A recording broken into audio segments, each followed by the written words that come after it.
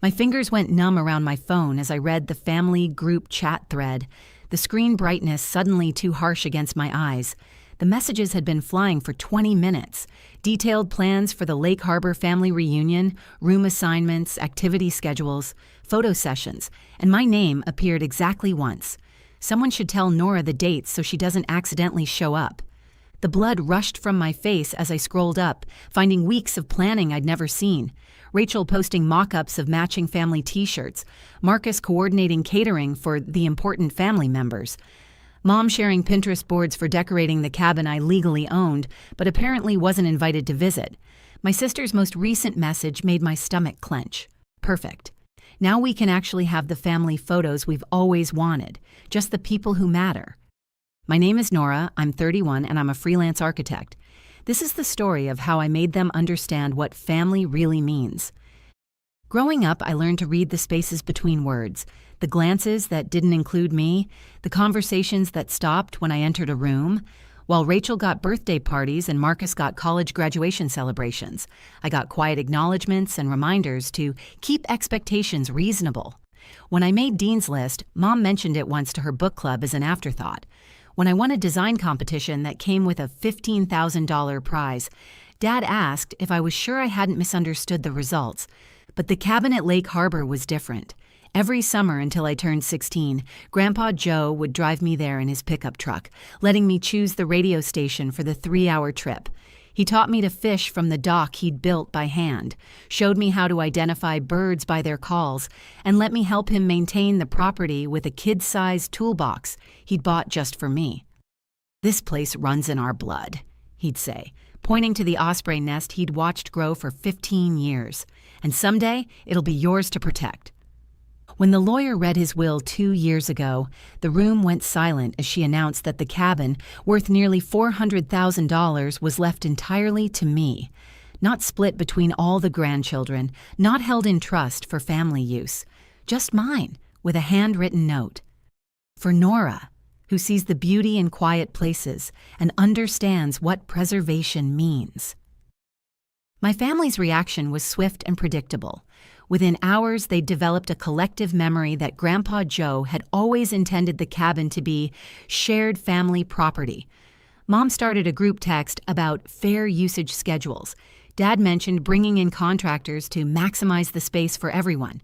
Rachel began planning elaborate family gatherings like she was the hostess of something that belonged to her. I never corrected them directly.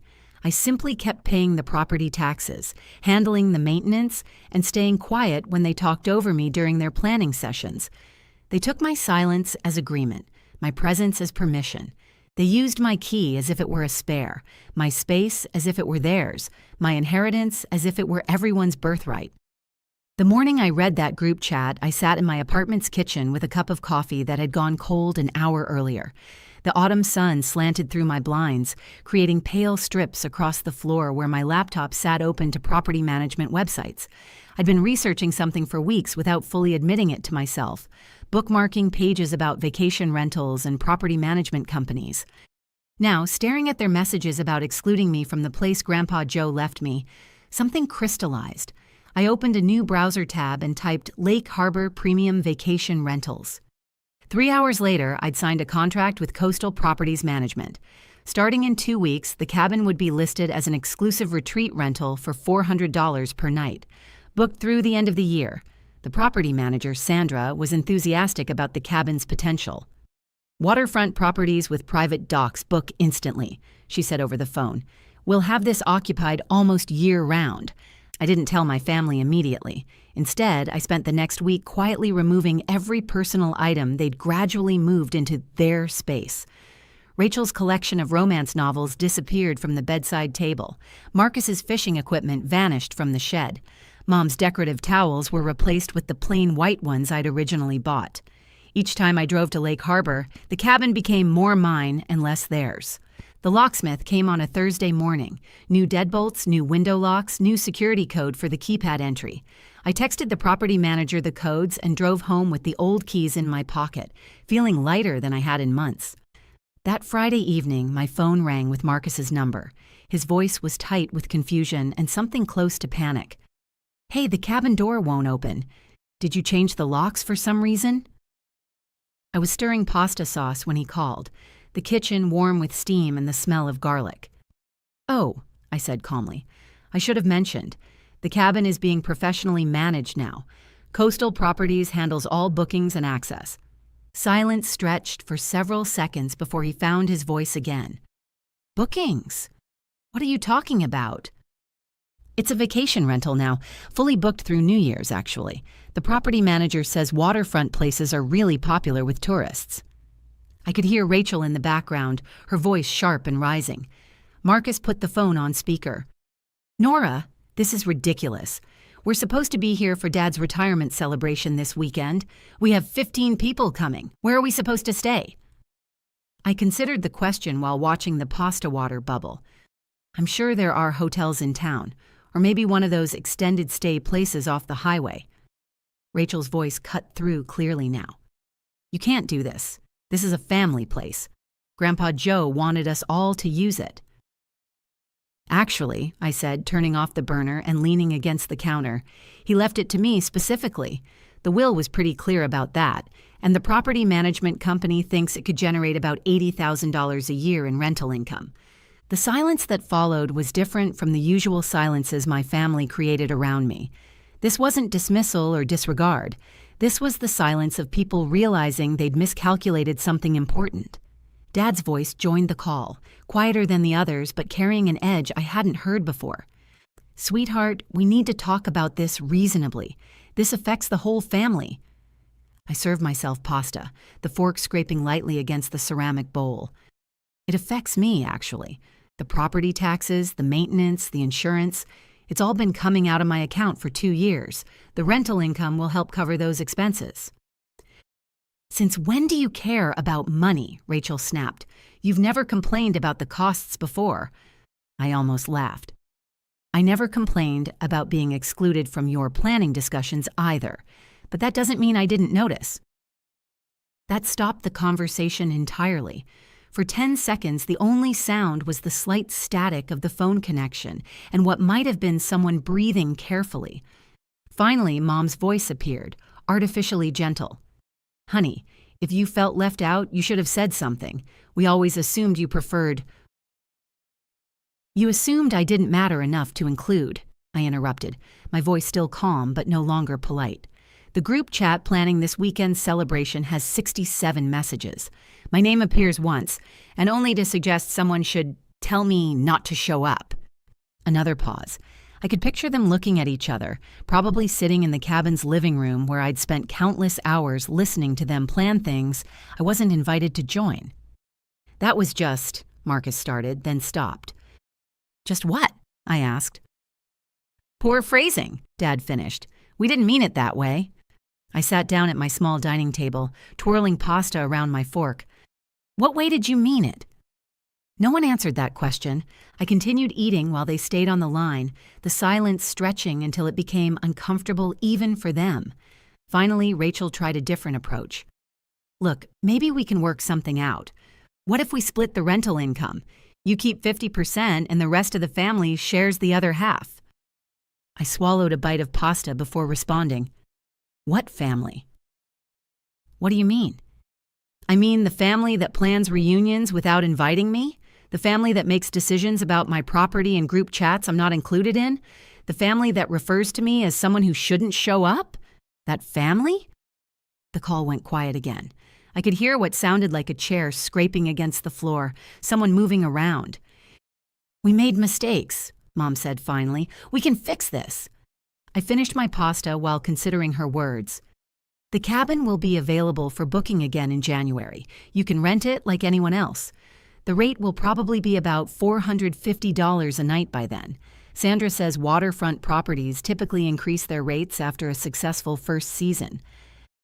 Nora, be reasonable, Dad said, his voice carrying a tone I'd heard him use during business negotiations.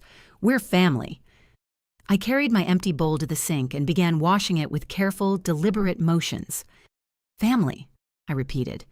You know, Grandpa Joe used to say that family means the people who see your worth even when you're quiet, the people who make space for you instead of telling you to make yourself smaller. I dried the bowl and put it away in the cabinet. He left me the cabin because he understood something you never did. Being family isn't about sharing DNA. It's about treating each other like we matter.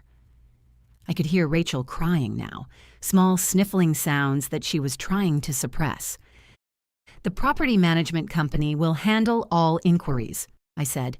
"They have a website if you want to check availability for future dates." I hung up before anyone could respond and set my phone face down on the counter. After the intensity of that conversation, I needed a moment to process what had just happened. I made myself a cup of tea and sat by the window, watching the city lights flicker in the distance. For the first time in years, the silence belonged entirely to me. Over the following weeks, they tried different approaches.